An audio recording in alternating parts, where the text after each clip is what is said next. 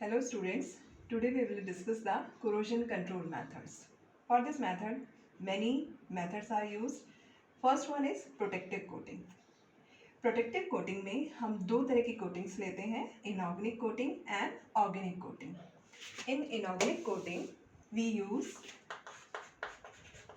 metallic coating and second one is coating of oxides, phosphate, etc. Etcetera.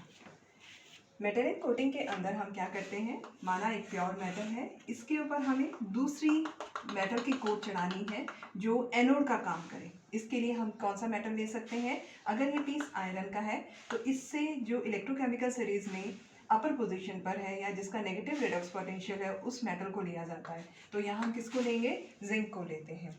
तो zinc की coating इसके ऊपर की जाती है. तो हम वो मेटल की कोट चढ़ा रहे हैं जो किसका काम करेगा? जिस मेटल का कोरोजन होने वाला है उसकी रिस्पेक्ट में वो एनोड का काम करेगा. तो जिसका कोरोजन होना है वो क्या बन जाएगा?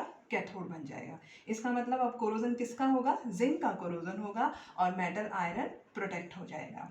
इसी तरह से दूसरी हम क्या कर सकते हैं, इसके ऊपर उस मेटल की कोटिंग करें जो इससे इलेक्ट्रोकेमिकल सीरीज में नीचे की पोजीशन पर है. माना हम आयरन ही ले रहे हैं तो आयरन में हम किसकी कोटिंग करें?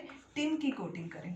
तो हम कहेंगे यहाँ एनोड तो आयरन ही है लेकिन ये प्रोटेक्ट है कब तक? जब तक ये होमोजीनस कोट इसके ऊपर चढ़ी हुई है. बस इसमें नुकसान यही है कि अगर ये कोट कहीं से ब्रेक हो जाए, अगर ये कोट कहीं से ब्रेक हो जाए तो सीवियर कोरोजन हो सकता है, जो हमने पिटिंग कोरोजन के बारे में देखा था या इलेक्ट्रोकेमिकल सेल जिसमें हमने पढ़ा था इलेक्ट्रोकेमिकल सेल कोरोजन. तो ये कौन सा कोरोजन हो जाता है? इलेक्ट्रोकेमिकल सेल थ्योरी इसमें एप्लीकेबल हो जाती है. तो हमें ध्यान रखना होता है कि अगर इस टाइप की हम कोटिंग कर रहे हैं जो चीप है, लेकिन इस टाइप की यदि हम कोटिंग कर रहे हैं तो ये कोट कभी भी क्रैक नहीं होनी चाहिए. इसी तरह से दूसरी जो इनऑर्गेनिक कोटिंग है वो कौन सी हो सकती है? जिसमें हम किसकी कोटिंग करेंगे? रेड ऑक्साइड का हम पेंट करते हैं, फॉस्फेट की कोटिंग उस पर हम कर सकते हैं. ये भी चीपर मेथड्स हैं. इसके अलावा जो नेक्स्ट कोटिंग होती है वो कौन सी होती है? Organic coating.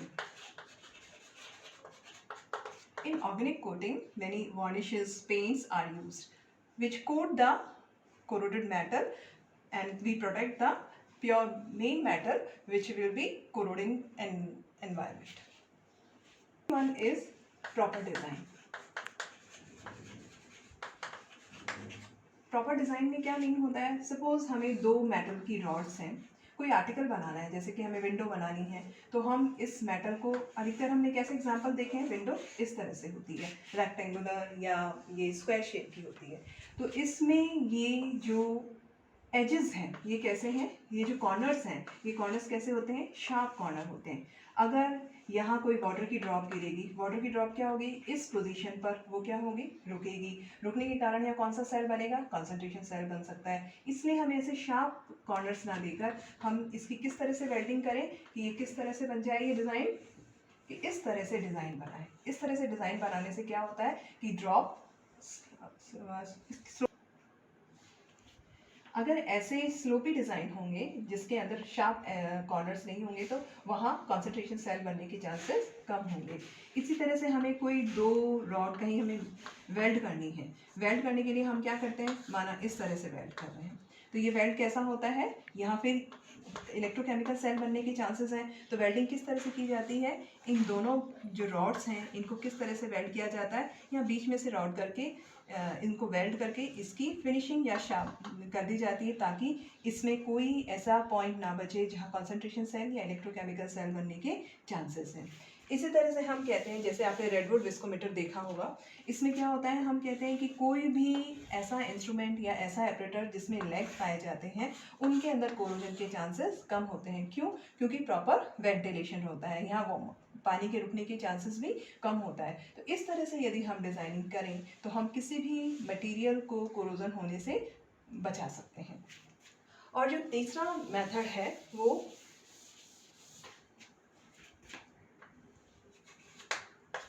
जिसमें दो मेथड आते हैं, sacrificial anodic protection method.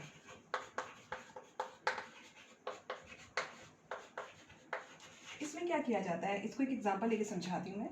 Suppose there is a buried water pipeline, जो कहाँ है, ये सॉइल के अंदर ये पाइपलाइन प्रेजेंट है।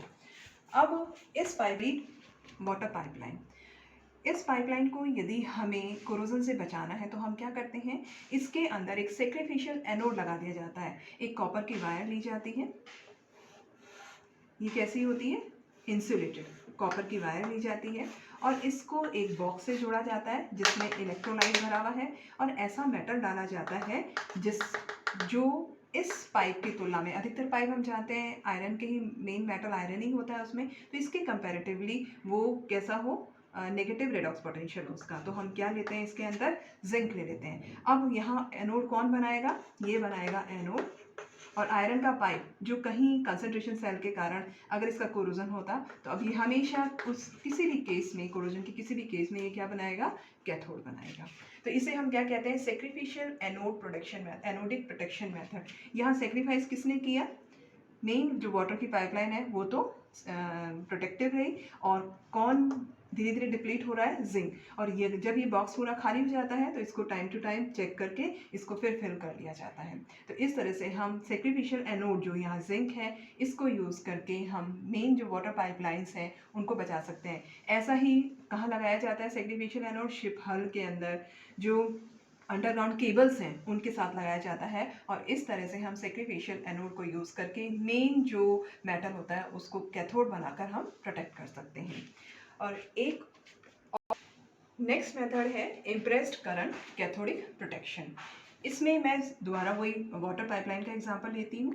इस वाटर पाइपलाइन, माना मेन मेटल कौन है, आयरन का ही बना हुआ है। इसमें हम क्या करते हैं, एक ऐसा सोर्स जोड़ते हैं जो इम्प्रेस्ड करंट उसे दे और इस मेटल को वो कैथोड बना दे। तो हम यहाँ क्या, कौन सा सोर्स जोड़ते हैं, डीसी सोर्स जोड़ते हैं। इसका नेगेटिव टर्मिनल इस वाटर पाइपलाइन से जोड़ा जाता है, और इसका जो पॉजिटिव टर्मिनल है वो एक बॉक्स से जोड़ा जाता है। इस बॉक्स में इलेक्ट्रोलाइट है, और इसके अंदर हम क्या भर सकते हैं, हम इसमें आयरन की टर्निंग ही भर सकते हैं, यानी आयरन के छोटे छोटे वेस्ट पीसेस होते हैं, आयरन की टर्निंग्स को भरा जा सकता है, ग्रेफाइट को भरा जा सकता है, यानी जो वेस्ट मेटल है उसको हम इसके अंदर फिल कर सकते हैं। अब इससे क्या होगा कि ये करंट, इट मीन्स इसमें हम इस वाटर पाइपलाइन को कैसे प्रोटेक्ट कर सकते हैं कि इसके अपोजिट डायरेक्शन में हम एक इम्प्रेस्ड करंट यानी डीसी सोर्स लगाएं, जिसका नेगेटिव टर्मिनल किससे जुड़ा हुआ है, आयरन से जुड़ा हुआ है। जो एनोड इलेक्ट्रॉन निकालने का काम कर रहा था, अब वो इलेक्ट्रॉन एक्सेप्ट करना शुरू कर देगा, यानी इसकी कोरोजन करंट को ये नलीफाई कर देगा। और कोरोजन अब एनोड कौन बनाएगा, यहाँ आयरन की टर्निंग या ग्रेफाइट वाला जो बॉक्स हमने नीचे अंडरग्राउंड के अंदर लगाया है, उस बॉक्स से वो एनोड का काम करेगा। इस तरह से हम मेन पाइपलाइन को इम्प्रेस्ड करंट पास करके हम मेन पाइपलाइन को प्रोटेक्ट कर सकते हैं। तो हमने देखा कि जितना कि 3 थ्योरीज हमने कोरोजन की पढ़ी, जिसमें पहली थ्योरी क्या थी, ड्राई थ्योरी, जिसमें मॉइस्चर एब्सेंट था। दूसरी थ्योरी इलेक्ट्रोकेमिकल या वेट थ्योरी, और थर्ड थ्योरी कौन सी थी, एसिड थ्योरी। तो जितने भी एग्जाम्पल या प्रोटेक्शन मेथड हमने पढ़े, हम देखते हैं कि नेचर में सबसे ज़्यादा कोरोजन किसके कारण हो रहा है, इलेक्ट्रोकेमिकल सेल कोरोजन हो रहा है, यानी वेट थ्योरी के कारण कोरोजन हो रहा है। वहाँ क्यों कोरोजन के चांसेस होते हैं, क्योंकि हेट्रोजेनाइटी आ जाती है और मॉइस्चर नेचर में प्रेजेंट होता ही है। सपोज हेट्रोजेनाइटी का मतलब क्या होता है, ये वही वाटर पाइपलाइन है, वाटर पाइपलाइन ये यहाँ से बाहर निकल रही है, माना ये सॉइल में बरीड है और यहाँ से ये बाहर निकल रही है। हम कहते हैं कि यहाँ जो चांसेस हैं, यहाँ क्या चांसेस हैं, ऑक्सीजन की एसएस ज़्यादा है, ऑक्सीजन की अवेलेबिलिटी या एसएस कम है। तो कोरोजन कहाँ होगा, किस पॉइंट पे होगा, इस पूरी पाइपलाइन में कोरोजन होने के चांसेस होंगे या इस पॉइंट पर कोरोजन होने के चांसेस होंगे। तो जो अंडरग्राउंड में इमीडिएटली जो बरीड पाइपलाइन है उसके अंदर कोरोजन के चांसेस होंगे, क्योंकि वहाँ concentration cell, oxygen differential concentration cell यहाँ बन सकता है। इसी तरह से यदि कहें कि हमारे घर के अंदर अब ये पाइपलाइन आ गई है, ठीक है, बाहर निकल के हमारे घर में आ गई है, अब यहाँ सीधी है, अब ये होमोजीनस है, लेकिन माना इसके ऊपर क्या आ गया, सॉइल आ गई, डस्ट आ गई।